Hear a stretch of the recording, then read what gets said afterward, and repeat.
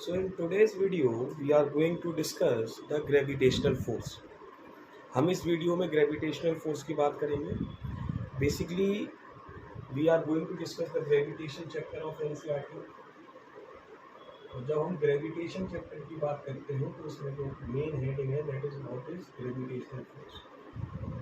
We are going to start with gravitational force. Newton ने इस force के बारे में बताया था.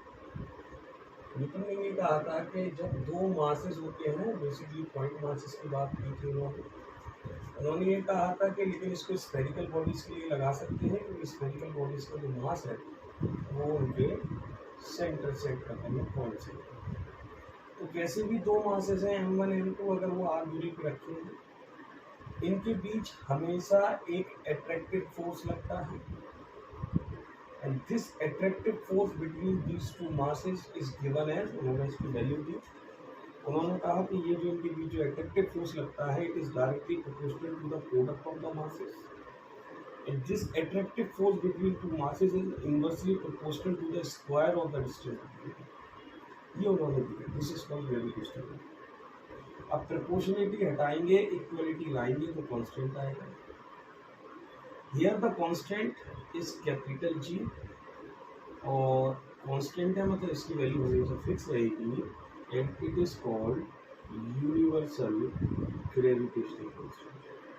ये gravitational force मतलब बेसिकली जब हम दो मासेस के बीच के फोर्स की बात करते हैं that force is called gravitational force.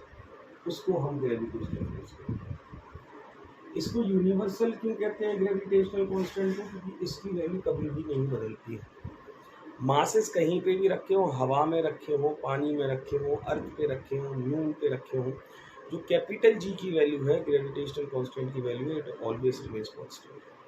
That's why it is called, मतलब ये पूरी यूनिवर्स में ये कभी भी नहीं बदलेगा, इसलिए इसको हम यूनिवर्सल ग्रेविटेशनल कांस्टेंट कहते हैं.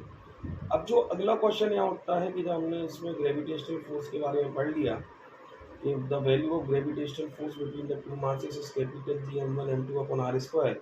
अब ये क्वेश्चन होता है कि कैपिटल जी की फिर वैल्यू क्या हो. तो the value of capital G 6.67 into 10 to power -11. Capital G का यूनिट आप यहाँ से बना सकते हैं f into R square upon m1 m2. Force का न्यूटन होता है, डिस्टेंस का मीटर स्क्वायर होता है, मास का kg into kg kg square. तो जब आप इसका बनाएंगे तो it will be newton metre square per kg square. This is the value.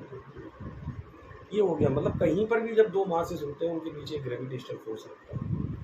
मतलब मैं ये जब एक वीडियो बना रहा हूँ इस कैमरे और मेरे बीच भी ग्रेविटेशनल फोर्स लग रहा है, लेकिन हमें महसूस नहीं होता है क्योंकि जब मासेस की वैल्यू कम होती है तो ग्रेविटेशनल फोर्स बहुत ही ना काफ़ी होता है, बहुत मिनिमम वैल्यू होती है, इसलिए हमें महसूस नहीं होता है. लेकिन जब वही मासेस 10 पे पावर 10 kg वाले आ जाते हैं, क्योंकि कैपिटल जी की वैल्यू 10 पे पावर -11 होती है, तो जब तक मासेस की वैल्यू 10 पे पावर +11 ना हो जब तक जो ग्रेविटेशनल फोर्स लग रहा है तो मासेस के बीच वो बहुत ही वीक है, मतलब बेसिकली बहुत स्मॉल वैल्यू है, इसलिए हमें महसूस नहीं होता. दूसरी बात जो है ये फोर्स जो है वो हमेशा अट्रैक्टिव होता है. This force is always attractive, कभी रिपल्सिव नहीं होता. तीसरी बात ये है कि मान लीजिए जो पहली वाली बॉडी पर जो ग्रेविटेशनल फोर्स लग रहा है दूसरे कारण से F12 मान लीजिए और दूसरे पर जो पहले कारण लग रहा है उससे F2. तो यहाँ पर ग्रेविटेशनल फोर्स F12 और F21 होते हैं वो इक्वल एंड अपोजिट होते हैं. मतलब अगर ये इसको 10 न्यूटन से खींच रहा है तो ये भी इसको 10 न्यूटन से खींचेगा. मास चाहे छोटी वैल्यू हो चाहे बड़ी वैल्यू हो, ग्रेविटेशनल फोर्स मतलब ये न्यूटन थर्ड लॉ को फॉलो करता है. F12 and F2 the force. और जितने भी ये अल्टीमेटली एक और इसमें जो पॉइंट आ सकता है कि ये जो ग्रेविटेशनल फोर्स है it is a central force. Gravitational force एक सेंट्रल फोर्स. सेंट्रल फोर्स क्या होते हैं या आप ऐसे भी याद रख सकते हैं जितने भी कंजर्वेटिव फोर्सेस हैं वो सारे सेंट्रल फोर्सेस होते हैं. सेंट्रल फोर्स क्या होता है? एक ऐसा force which act along the line joining the centre of the two bodies. जैसे मान लीजिए मेरे पास एक ये दो चीज़ें हैं, इनके बीच फोर्स लग रहा है, अट्रैक्टिव फोर्स लग रहा है, तो फोर्स ऐसे नहीं लगेगा. इसके सेंटर ऑफ मास को इसके बॉडी के सेंटर को जोड़िए, इसका सेंटर जोड़िए और जो लाइन होगी उसके अलोंग ही इसमें अट्रैक्शन होगा। ऐसे नहीं होगा, ऐसे नहीं होगा, ऐसे नहीं होगा, उस लाइन के अलोंग अट्रैक्शन होगा। Means what are central forces? The forces which act along the line joining the centre of the two bodies, that's why it is called central force है। ग्रेविटेशनल फोर्स सेंट्रल फोर्स है, Newton third law को follow करती है, equal and opposite लगती है दोनों bodies पर। तीसरा जो पॉइंट है वो ये है कि ये एक कंजर्वेटिव फोर्स होगा, ठीक है। अब हमारा जो मेन मुद्दा आएगा इसके बाद जो सबसे ज़रूरी है कि हमें दो मासेस के बीच तो हमने निकाल लिया, लेकिन अब हम मेन देखेंगे हमारे और अर्थ के बीच जो ग्रेविटेशनल फोर्स है, ठीक है। क्योंकि अर्थ हर चीज़ को अपनी तरफ खींचता है, वो इसीलिए खींचता है क्योंकि अर्थ एक मास है और मैं एक मास हूँ, दो मासेस के बीच ग्रेविटेशन फोर्स लग रहा है। लेकिन अर्थ का जो मास होता है वो अप्रोक्सीमेट 10 पे पावर 25 kg, तो बहुत बड़ा है। मेरा मास कम भी बना रहा है, लेकिन जब G m1 m2 upon r² निकालेंगे तो मेरे और अर्थ के बीच जो ग्रेविटेशन फोर्स लगेगा वो बहुत ड्रास्टिक लगेगा। मैं अर्थ को अपनी तरफ खींच रहा हूँ, अर्थ मुझे खींच रहा है, लेकिन अर्थ तो मेरी तरफ खिंचता नहीं है क्योंकि इक्वल एंड अपोजिट फोर्सेस तो लग रहे हैं। मान लीजिए मेरे और अर्थ के बीच 10 पे पावर 5 न्यूटन फोर्स लग रहा है, लेकिन अर्थ का मास इतना ज़्यादा है, इनर्शिया इतना ज़्यादा है कि वो अर्थ को मूव करने के लिए नाकाफ़ी है, काफ़ी नहीं है। लेकिन मुझ पर जो अर्थ का मास लग रहा है, मेरा इनर्शिया, मेरा मास कम है, मेरा इनर्शिया कम है, तो मैं आसानी से मूव कर सकता हूँ। इसलिए अर्थ मूव नहीं करता, लेकिन हम मूव करते हैं। तो जैसे मान लीजिए ये अर्थ है, अर्थ के सेंटर को हम ये है तो पूरा जो अर्थ का मास है वो उसके सेंटर से ऐड करते हैं, उसे एम मान लेते हैं। एम मीन्स मास ऑफ अर्थ।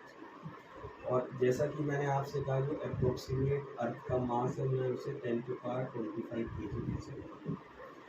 अर्थ का जो रेडियस है और समवॉट स्फेरिकल है, तो रेडियस ऑफ अर्थ को आर से शो करेंगे हम, जितना भी पड़ेगा। और अर्थ का जो रेडियस है वो अप्रोक्सीमेटली 6400 किलोमीटर। आप एग्जैक्ट वैल्यू पे जाएंगे तो 6370 किलोमीटर। आप इसी वैल्यू को अगर आप चाहें तो आप मीटर में भी लिख सकते हैं, लेकिन हम 6.4 इंटू आप कैसे लिख सकते हैं, you can write it as 6.4 into 10 पे पावर 6 मीटर। आप कैसे भी लिख सकते हैं अप्रोक्सीमेटली, ठीक है। ये दो चीज़ें।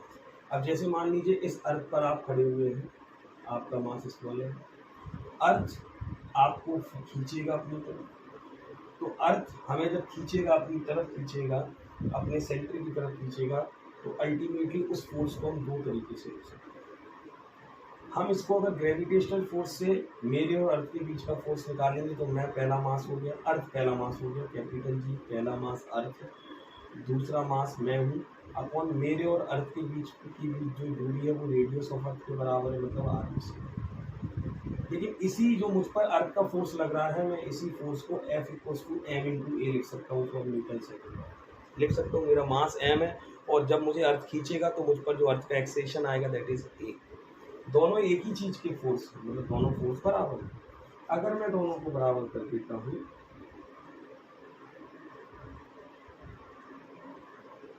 तो आप देखेंगे एक स्मॉल एम कट जाएगा। ए का जो फॉर्मूला आएगा वो capital G mass of earth upon radius of square, मतलब रेडियस ऑफ अर्थ का स्क्वायर, ये आएगा। आप एक चीज़ गौर करिए, ये जो एक्सेलरेशन है वो कौन सा एक्सेलरेशन है जिससे अर्थ मुझे खींच रहा है। आप एक चीज़ और गौर करिए, मेरे मास कहीं आ रहा है, मेरा मास कहीं नहीं आ रहा है। कैपिटल जी कांस्टेंट है, मास ऑफ अर्थ कांस्टेंट है, रेडियस ऑफ अर्थ कांस्टेंट है। मतलब मैं यहाँ ये कह सकता हूँ दो चीज़ें जो आपको देखनी है कि ये तीनों चीज़ें मुझे अभी समवॉट कांस्टेंट लग रही हैं, तो अल्टीमेटली मैं ये कह सकता हूँ कि अर्थ का एक्सेलरेशन आता है वो फिक्स है, समवॉट फिक्स है, तो उसको एक ही जगह जी से शो कर देंगे और इन तीनों की वैल्यू रख देंगे। जब इन तीनों की वैल्यू रखेंगे तो इसका आंसर 9.8 आएगा और ये होता है आपका एक्सेलरेशन ऑफ द अर्थ, जिसको हम एक्सेलरेशन ड्यू टू ग्रेविटी कहते हैं, क्योंकि ग्रेविटेशनल फोर्स के कारण ये आ रहा है। अर्थ और मेरे बीच जो मासेस के बीच ग्रेविटेशन फोर्स लग रहा है, इसीलिए इस जी को हम आपको एक चीज़ याद रखनी है कि अगर अर्थ का मास बढ़ जाएगा तो आप पर जो अर्थ का एक्सेलरेशन लग रहा है वो बढ़ जाएगा, अगर रेडियस बढ़ जाएगा या घट जाएगा तो भी चेंज होगा, लेकिन मेरा मास ज़्यादा होगा कम होगा तो अर्थ का जो मुझ पर एक्सेलरेशन लग रहा है उस वैल्यू पर कोई अंतर नहीं आएगा, क्योंकि मेरे मास पे डिपेंडेंसी है मेरी। इसलिए अगर मैं दो चीज़ों को ऊपर से छोड़ूं, एक मैंने 1 किलो का पत्थर लिया और एक फेदर वूल लिया, सेम मतलब ऐसा शेप कर लिया, दोनों को छोड़ा, अगर वैक्यूम क्रिएट कर दूं, कोई एयर रेजिस्टेंस नहीं है, तो दोनों पर एक्सेलरेशन सेम आएगा 9.8 मीटर पर सेकेंड स्क्वायर, और दोनों एक्सेलरेशन ही डिसाइड करता है कि कितने समय में आप एक जगह से दूसरी जगह पहुंचेंगे, मतलब वो दोनों साथ में अर्थ को टच करेंगे। लेकिन सच में क्या होता है, एयर रेजिस्टेंस, एयर होती है तो एयर के कारण एक अपथ्रस्ट फोर्स लग जाता है, तो जिसका मास ज़्यादा है वो पहले पहुंच जाएगा, लेकिन वैक्यूम में दोनों साथ पहुंचेंगे, क्योंकि एक्सेलरेशन ड्यू टू ग्रेविटी हर बॉडी पर सेम लगता है, क्योंकि वो बॉडी के मास पे डिपेंड नहीं करता। और अल्टीमेटली अर्थ हमें जिस फोर्स से खींच रहा है वो क्या है, m इंटू ए, और इसी को एक ही जगह अगर मैं g कह दूं तो m इंटू जी, और इसी को मैं वेट ऑफ द बॉडी कहता हूँ। तो ultimately this is called weight and m is called my mass. There is always a difference between the mass and the weight of the body, which you will get in the notes which we have provided. Mass content होता है, weight force होता है, अर्थ हमें किस force से अपनी तरफ खींचना है। जी की वैल्यू चेंज होगी तो वेट चेंज हो सकता है, लेकिन मास पे कोई इफेक्ट नहीं आएगा, और जी की वैल्यू बहुत बार बदल सकती है, बदलती है, ठीक है। तो ये जी का फॉर्मूला आप याद रखेंगे, GME/RS, ठीक है। अब now comes the next answer. ये जो जी की वैल्यू हमने देखी, अब अभी तो हमने कह दिया ये कांस्टेंट है, लेकिन सच में कांस्टेंट नहीं है। Now we will see the next thing, that the factors on which the value of g depends. The factors on which small g की बात कर रहे हैं, डिपेंड करते हैं, किन किन फैक्टर से स्मॉल g चेंज होता है। तो आपको मैं सीधा सीधे बताता हूँ। The first is altitude. Altitude के लिए हाइट के लिए बात बराबर है, मतलब आप जब अर्थ सरफेस से ऊपर जाते हैं, जैसे ये आपका अर्थ है, आप यहाँ थे, जब आप अर्थ सरफेस पे थे तो आप पर जो अर्थ का एक्सेशन लग रहा था वो जी लग रहा था। आप अर्थ सरफेस से मान लीजिए h हाइट ऊपर जा चुके हैं g डैश पर, कितनी हाइट ऊपर गया आप अर्थ सरफेस से, मान लीजिए h हाइट, और ये हमारा क्या है, रेडियस ऑफ अर्थ r। तो टोटल जो दूरी हो गई आपकी वो हुई r प्लस है, जिसे मैं स्मॉल r कह सकता हूं। अभी बेसिकली पहले हम डेरिवेशन कराते थे, but now they are only asking in CBSE the qualitative analysis. तो मैं आपको सीधा फॉर्मूला बताता हूँ। आपको सबसे पहले एक चीज़ जो याद रखनी है, अगर आप चाहें अर्थ सरफेस से ऊपर जाएं या गड्ढा खोद के अर्थ सरफेस के अंदर जाएं, डेप्थ अंदर घुस गए अर्थ सरफेस से, दोनों केसेस में जी की वैल्यू घटती है, मतलब जो जी की वैल्यू मैक्सिमम होती है वो अर्थ सरफेस पर, ठीक है। तो मैं आपको इसका सीधा रेडीमेड फॉर्मूला देता हूँ, G dash equals to G upon 1 plus H upon R E का whole square. This is formula. आप देख सकते हैं जैसे जैसे एच बढ़ेगा ये वैल्यू बड़ी होती जाएगी, जब ये वैल्यू बड़ी होती जाएगी तो जी में कुछ डिवाइड हो रहा है, जब जी डैश मिलता है तो आप सीधा कहेंगे कि जैसे जैसे एच बढ़ेगा आपका जी डैश घटता चला। इस पे क्वेश्चन आता है कि जी डैश आधा कब हो जाएगा, या रेडियस ऑफ अर्थ के बराबर अगर आप एच पे चलेगा तो जी डैश की क्या वैल्यू होगी। एक ये भी देख लेते हैं कि जब आप H equals to R E के बराबर, एच की जगह आर ई रख देंगे तो फिर जी डैश क्या हो जाएगा, G upon 1 plus R E upon H की जगह आर ई रख दिया, ये 1 प्लस 1 4 हो गया, 2 का स्क्वायर 4 हो गया, मतलब जी डैश आ गया जी। मतलब जब आप 6400 किलोमीटर सरफेस से ऊपर जाएंगे तो आप पर जो ग्रेविटी अभी है अप्रोक्सीमेट 10 लग रही है, तो सिर्फ 2.5 मीटर पर सेकेंड, मतलब अल्टीमेटली ग्रेविटी 1/4 हो जाएगी। मतलब आपका अगर अर्थ सरफेस पे वेट 1000 न्यूटन आ रहा था तो 250 न्यूटन हो जाएगा। जबरदस्त। लेकिन इतने ऊपर तक जाना is it possible, to go to a height of 6400. तो ये पहला केस हो गया। अच्छा, अगर इसी केस में एक और वो लोग केस कभी कभी बना देते हैं कि अगर आप की जो एच है, स्वाभाविक है आप कितना ऊपर जाते हो, 5 किलोमीटर 10 किलोमीटर, तो वो रेडियस ऑफ अर्थ के मुकाबले तो बहुत छोटी है। जब एच आर ई से बहुत छोटा होता है, if H is very much smaller than R E, तो इसी रिजल्ट को आप सीधा याद रखेंगे। अभी इसका हम एनालिसिस नहीं बता रहे हैं, मतलब कैसे आए वो नहीं बता रहे हैं। फिर फॉर्मूला ये बन जाता है 1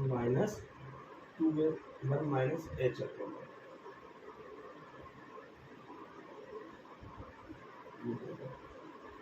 ठीक है। Then the formula becomes this, g dash equals to g 1 minus h upon R E, आपका ये फॉर्मूला, ठीक है। तो जब आप अर्थ सरफेस से ऊपर जाते हैं बेटा, तो ultimately the value of g decreases, value of g घटती चली जाती है, कम होती चली जाती है। वी एफ सी एक छोटा सा वो हो गया इसमें 2h आएगा इसमें, मेन फॉर्मूला ये याद रखिए, ये पहला फैक्टर। अब हम दूसरे फैक्टर से जुड़ते हैं, इससे अर्थ डेप्थ। अब हम नीचे जाएंगे surface. Now second factor that comes is depth.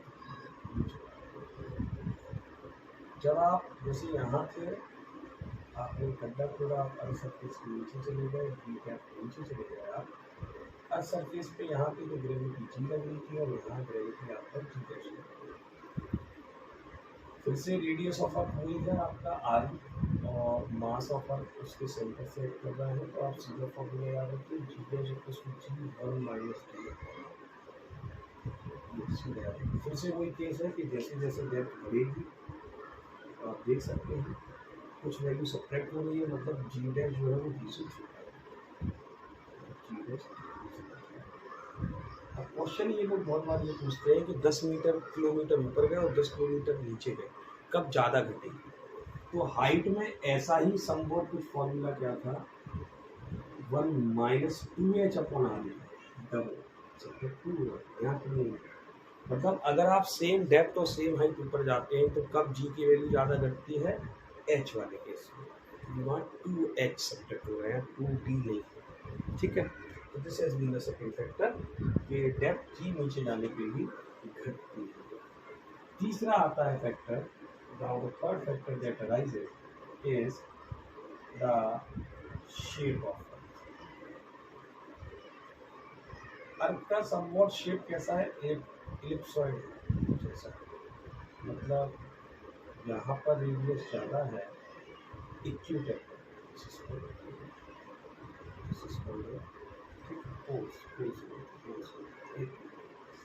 तो रेडियस है इक्वेटर, अर्थ का रेडियस है r1 मान लीजिए और पोल्स को मान लीजिए r2। आप देख सकते हो जनरल फॉर्मूला जो जी का था होगा G M upon R square.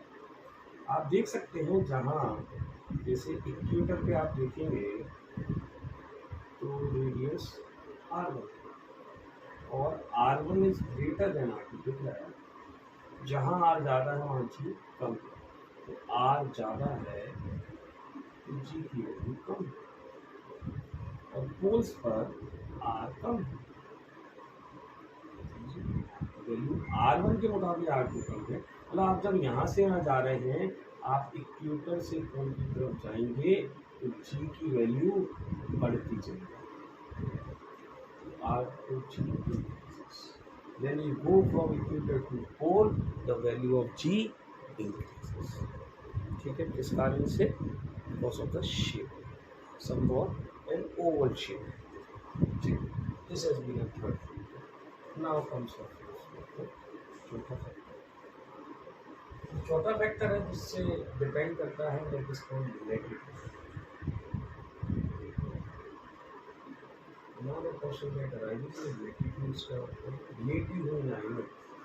जैसे आपको पता होगा ये आपका अर्थ है, इस अर्थ को बाइफरकेट कीजिए दो पार्ट में, जिस लाइन में बाइफरकेट किया उसका सेंटर लीजिए। अब ये अर्थ आगे भी होता है, 3D है ना, ऐसा तो नहीं ना सकता, स्फीयर आगे भी लेकिन मैं बना लिया। तो मान लीजिए कोई इंसान यहाँ खड़ा है, यहाँ सरफेस पे यहाँ खड़ा है और ये एंगल मान लीजिए 30 डिग्री है।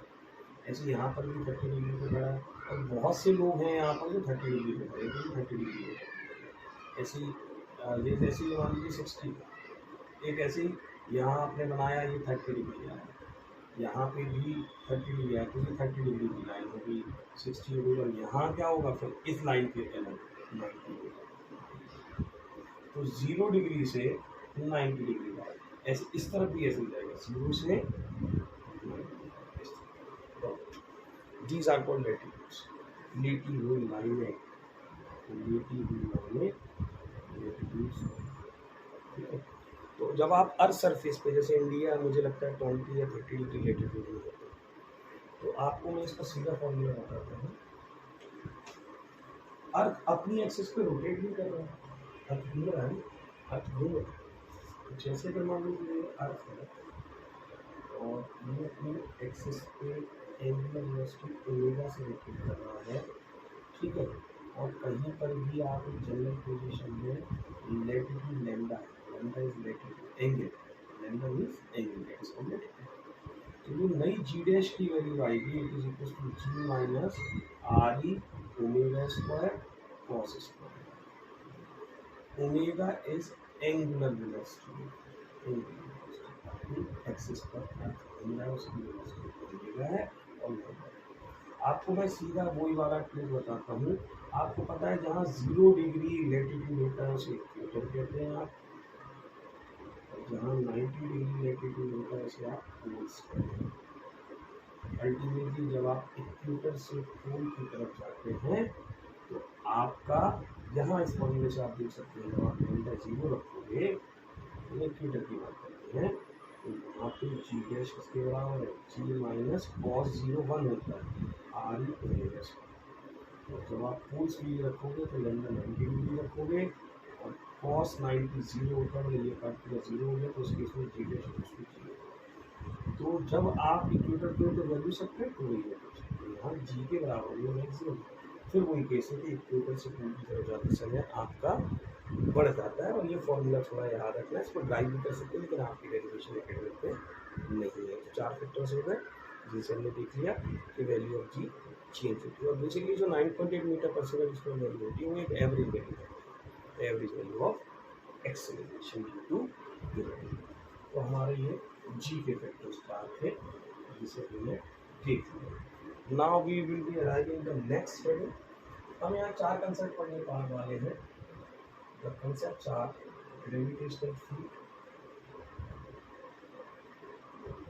ग्रेविटेशनल फील्ड पर हम 2 चीज़ें डिफाइन करेंगे। The first is called gravitational field intensity, और जो दूसरा फैक्टर डिफाइन करेंगे ग्रेविटेशनल फील्ड को, that is called gravitational potential. तो अभी समझाऊंगा, पहले समझ लीजिए ग्रेविटेशनल पोटेंशियल। ग्रेविटेशनल पोटेंशियल को कैपिटल वी से शो करते हैं, ग्रेविटेशनल फील्ड इंटेंसिटी से। एक और जो इसमें कंसेप्ट आएगा that is called gravitational potential.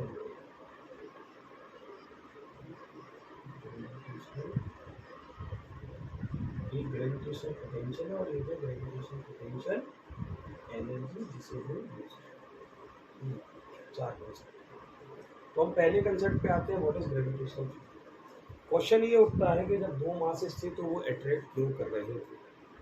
अगर मास बहुत दूर होगा तो कोई अट्रैक्शन नहीं होगा, एक समय बाद आएगा और अट्रैक्ट होने लगेगा। मतलब इसका मतलब ये है कि जो एक मास होता है, जैसे कोई सा भी मास एम है, पॉइंट मास एम, हर मास के चारों तरफ उसका एक इलाका होता है, that is called its gravitational field. What is gravitational field? It is the space around any mass where its effect can be feel.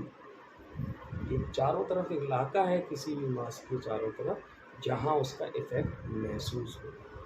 जैसे कोई दूसरा मास इसकी ग्रेविटेशनल फील्ड में आएगा तो ये अपना इफेक्ट उस पर शो करेगा, that is called gravitational field. इसीलिए जब 2 मासेस रखे होते हैं तो दूसरा मास इसकी फील्ड में आता है, उसकी भी फील्ड है, दो फील्ड इंटरेक्ट करती हैं आपस में, इसलिए ग्रेविटेशनल फोर्स पैदा होता है, फोर्स लगता है। ठीक, तो that is called gravitation, means it is the space around any mass where its effect can be, ये एक किसी भी मास के चारों तरफ का इलाका है जहाँ उसके इफेक्ट महसूस होते हैं। ठीक, ना दूसरी चीज़ आपकी ग्रेविटेशनल फील्ड बता दिया। अब मुझे एक चीज़ बताइए, ये जब एक मास है उसके चारों तरफ उसकी ग्रेविटेशनल फील्ड है, लेकिन एक मास यहाँ पर है और ये इसको खींच रहा है, वो इस दूसरा मास यहाँ आ गया, फिर ये इसको खींच रहा है, ये वाला मास इसको खींच रहा है, फिर इसकी फील्ड यहाँ है, तो हर पॉइंट पर इसकी ग्रेविटेशनल फील्ड की जो स्ट्रेंथ रहेगी इस मास की, इसके इलाके के अंदर, क्या सेम रहेगी? नहीं, जब आप ज़्यादा पास इस मास के होंगे तो ज़्यादा लगेगा, दूर होंगे तो कम लगेगा। तो जैसे मान लीजिए जनरल पॉइंट पी ले लिया, ये मास ओ पॉइंट पे है, तो एक जनरल पॉइंट पी ले लिया और इस पॉइंट पी पर इस मास के कारण, मतलब एक अल्टीमेटली हमारे पास मास है, उसके उस मास के चारों तरफ उसका इलाका है, that is called its gravitational field, और उस मास के कारण हर पॉइंट पर वो अपने स्ट्रेंथ को शो कर रहा है, लेकिन हर पॉइंट पर स्ट्रेंथ सेम नहीं है। तो किसी एक जनरल पॉइंट ग्रेविटेशनल फील्ड के अंदर एक पॉइंट ले लिया जहां पर उस फील्ड की स्ट्रेंथ निकालेंगे। तो जब हम ग्रेविटेशनल फील्ड की स्ट्रेंथ कैलकुलेट करते हैं, मैं ग्रेविटेशनल फील्ड को शॉर्ट में जीएफ लिखूंगा, तो अल्टीमेटली, और मैं ग्रेविटेशनल फील्ड इंटेंसिटी को जीएफआई लिखूंगा, ग्रेविटेशन पोटेंशियल को जीपी लिखूंगा और ग्रेविटेशन पोटेंशियल एनर्जी को जीपी लिखूंगा। तो जब हम ग्रेविटेशनल फील्ड की स्ट्रेंथ को कैलकुलेट करते हैं, that is called gravitational field intensity, जिसे ई से शो करते हैं। कैसे आएगी? इस पॉइंट पर हमें जब इसकी स्ट्रेंथ पता करना है तो उसके लिए मुझे एक दूसरे मास को लाना है। तो मैं एक छोटा सा मास ला रहा हूँ, small M is a unit test mass. Unit test mass मतलब क्या होता है? अब वेरी स्मॉल मास, उसे चेक करने के लिए इस मास की वैल्यू को, कैपिटल एम की वैल्यू को चेक करने के लिए आया है। तो अल्टीमेटली जैसे ही ये मास यहाँ रखोगे, इस मास पर फोर्स लगेगा, कैपिटल एफ मान लीजिए, ये मास अपनी तरफ खींचेगा। तो इस पॉइंट की ग्रेविटेशनल फील्ड इंटेंसिटी हमें कैलकुलेट करनी है, जिसे ई से शो करते हैं। उसका फॉर्मूला क्या होता है कि जिस पॉइंट पर आपको ग्रेविटेशनल फील्ड इंटेंसिटी निकालनी है, उस पॉइंट पर जब आपने यूनिट टेस्ट मास को रखा, उस पर फोर्स कितना लग रहा है, divided by the value of the unit test mass, means this will be the definition of gravitational field intensity. What is the definition of gravitational field intensity? At any point in gravitational field, it is equals to the force acting on a unit test mass divided by that test mass will give the value of gravitational field intensity. Gravitational field intensity एक vector quantity होती है, ठीक है, और किसी भी point से मास की जिस डायरेक्शन में फोर्स लगता है उसी डायरेक्शन में। ग्रेविटेशनल फील्ड इंटेंसिटी का एसआई यूनिट होता है। The SI unit of gravitational field intensity is, force का एसआई यूनिट न्यूटन होता है, मास का केजी होता है, और इसको न्यूटन पर SI unit of GFI, that is gravitational field. It is a vector cell, ये पूछ सकते हैं ऐसी क्वांटिटी होता है, ये एक वेक्टर है, और it always act towards the mass. जैसे इस पॉइंट पे ग्रेविटेशनल फील्ड इंटेंसिटी कैसी होगी, इस तरह इधर निकालनी होगी तो कैसी होगी, इस तरह ऑफ ग्रेविटेशनल इंटेंसिटी एक्टिंग। तो this is the concept of gravitational field intensity. General formula क्या होता है? F upon M. What is M? A unit test. अच्छा, अब यहाँ से एक हम डेरिवेशन करेंगे, छोटा सा एक पॉइंट मास है, एक we will calculate the value of gravitational field intensity due to point mass। एक पॉइंट मास होता है, उसके कारण r दूरी पर तो देख लीजिए हमारे पास एक पॉइंट मास रखा है, इससे r दूरी पर एक पॉइंट p है और मास को पॉइंट रखा है। इस पॉइंट पे हमें ग्रेविटेशनल फील्ड इंटेंसिटी निकालनी है, इस पॉइंट मास के कारण इससे ठीक है। General formula gravitational field intensity को कितना फोर्स लग रहा है डिवाइडेड बाय यूनिट टेस्ट मास। तो जिस पॉइंट पर निकालनी है वहाँ यूनिट टेस्ट मास से दूर लाके उस पर फोर्स एफ यहाँ लगेगा। ई का फॉर्मूला ये होगा, तो सबसे पहले फोर्स निकालो। अगर आप ग्रेविटेशनल फोर्स निकालोगे यूनिट टेस्ट मास पे इस मास के बारे में, कैपिटल जी पहला मास कैपिटल है, हमारा मास यूनिट टेस्ट स्मॉल है, इन दोनों के बीच की दूरी है। एफ की वैल्यू हम कहाँ रखेंगे, यहाँ पर। हमारा किसका फॉर्मूला आ जाएगा, कैपिटल जी ये डिवाइडेड बाई 1/m से गया, ई का फॉर्मूला क्या आ गया, capital G capital M upon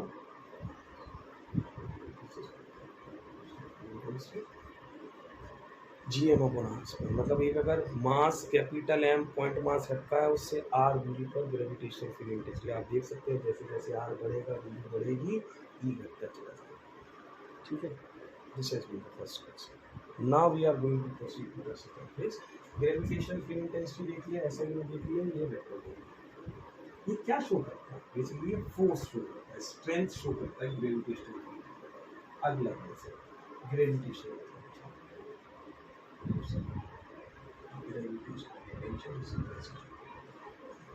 फिर से वही एक इलाका है, एक मास रखा है जिसका एक ग्रेविटेशनल फील्ड है। जैसे हमने ग्रेविटेशनल फील्ड इंटेंसिटी निकाला था, उसी पॉइंट पी पर हम ग्रेविटेशनल पोटेंशियल निकालेंगे। बेसिकली ग्रेविटेशनल पोटेंशियल क्या होता है आप ये समझिए। Basically gravitational field intensity force के बारे में जानकारी दे रहा था कि उस पॉइंट की फोर्स कितनी है फील्ड के अंदर। ग्रेविटेशन पोटेंशियल एनर्जी की जानकारी देगा, क्योंकि अल्टीमेटली एक फील्ड है तो एक एनर्जी होगी, ग्रेविटेशनल एनर्जी। तो इसके पास कितनी एनर्जी है तो ये बताएगा एनर्जी की एनर्जी। डेफिनेशन क्या है, अच्छा देखो ये इलाका है जहाँ पर ग्रेविटेशनल फील्ड है, जहाँ पर किसी मास की फील्ड नहीं होती है उस डिस्टेंस को हम इन्फिनाइट मानते हैं। ये भी इंफिनिटी, ये भी इंफिनिटी, हर जगह इंफिनिटी। इंफिनिटी मतलब जहाँ फील्ड नहीं है। एक चीज़ जो और याद रखनी है, ग्रेविटेशन पोटेंशियल को V से शो करते हैं। इंफिनिटी पर ग्रेविटेशनल पोटेंशियल जीरो है, मतलब कोई पोटेंशियल नहीं होता। ठीक है, अब सुनो ग्रेविटेशन पोटेंशियल मुझे इस पॉइंट P का देना है। क्या करेंगे, एक यूनिट टेस्ट मास फिर से, और कहाँ रखेंगे, फील्ड के बाहर। इंफिनिटी मतलब फील्ड के बाहर, और उस यूनिट टेस्ट मास को उठा के इस पॉइंट P पर means we will bring a unit test mass from infinity to a point P where we want to calculate the gravitational field, sorry gravitational potential. जब आप इसको फील्ड के अंदर लाओगे तो फील्ड रेजिस्ट करेगी, सपोर्ट भी कर सकती है, वो अलग बात है, एक कुछ ना कुछ होगा जैसे फील्ड के अंदर मास को लाओगे। तो जब आप फील्ड के अंदर मास को लाओगे तो there will be a work done by the system या ऑन द सिस्टम। मतलब लेकिन जैसे आप इस मास को लाओगे तो स्वाभाविक ही अपनी तरफ खींचेगा, तो ये वर्क डन खुद करेगा सिस्टम।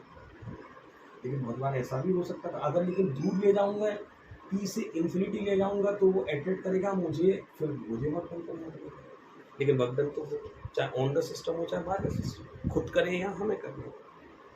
तो gravitation potential at a point in gravitational field की डेफिनेशन क्या होती है कि जब एक यूनिट टेस्ट मास को इन्फिनिटी से एक पॉइंट P पर लाइए, जो अमाउंट ऑफ वर्क डन होगा in bringing it from infinity to this point P, that is the amount of work done in bringing from infinity to point P divided by that mass, unit test mass will give the value of gravitation potential at that point. समझ गए? तो what is gravitation potential at a point? It is equals to the amount of work done in bringing a unit test mass from infinity to a point in the gravitational field divided by that unit test mass will give the value of gravitational potential at that point in gravitational field. ये देखो work बता रहा है, work मतलब है ना ज़्यादा work करना पड़ा लाने में, ज़्यादा कम वर्क करना पड़ा कम है। ठीक है, अब इसका SI unit of gravitation potential is work done का जूल और मास का केजी। ये स्केलर है क्योंकि वर्क से बनी है, और वर्क स्केलर है तो ये भी एक स्केलर क्वांटिटी है। ठीक है, नेक्स्ट पॉइंट क्या आएगा इसमें, ये हो गया आपका ग्रेविटेशन पोटेंशियल। इन्फिनिटी पर पोटेंशियल जीरो क्यों मानते हैं, क्योंकि अगर आप यहाँ से यहाँ मास को चलाओगे यूनिट टेस्ट मास को यहाँ से यहाँ चलाओगे तो कोई वर्क डन नहीं होगा। क्यों? फील्ड के अंदर ही नहीं, बाहर घुमाते, इन्फिनिटी से इन्फिनिटी चलाते। That's why the potential at infinity, क्योंकि वर्क डन ही नहीं हो रहा है, इसलिए पोटेंशियल क्या है? जीरो होता है। That is gravitation. अब फिर से एक डेरिवेशन करेंगे, हम एक ग्रेविटेशन पोटेंशियल निकालेंगे किसी पॉइंट मास के कारण। जैसे हमने पॉइंट मास के कारण P पॉइंट पर इलेक्ट्रिक फील्ड इंटेंसिटी निकाली थी। Now we will calculate the gravitation potential at a point G2 point mass. We calculate the gravitation potential G2 point mass. ये थोड़ा टिपिकल डेरिवेशन है, पॉइंट मास के कारण है। तो हम क्या करेंगे, एक हमारे पास पॉइंट मास है और पॉइंट पी है जहाँ पे ग्रेविटेशन पी पॉइंट डेफिनेशन वही रहेगी, इन्फिनिटी मास एन, इन्फिनिटी से वर्क डन होगा। Work done bringing a mass from infinity to a point multiply w divided by this mass. तो वर्क डन निकाल दो, डिवाइड बाई मास कर दो तो हो जाएगा। तो वर्क डन निकालने का दिक्कत है। वर्क डन कैसे निकालेंगे, that has been a point जो परेशान है, ठीक है, उसको फिर हम अगले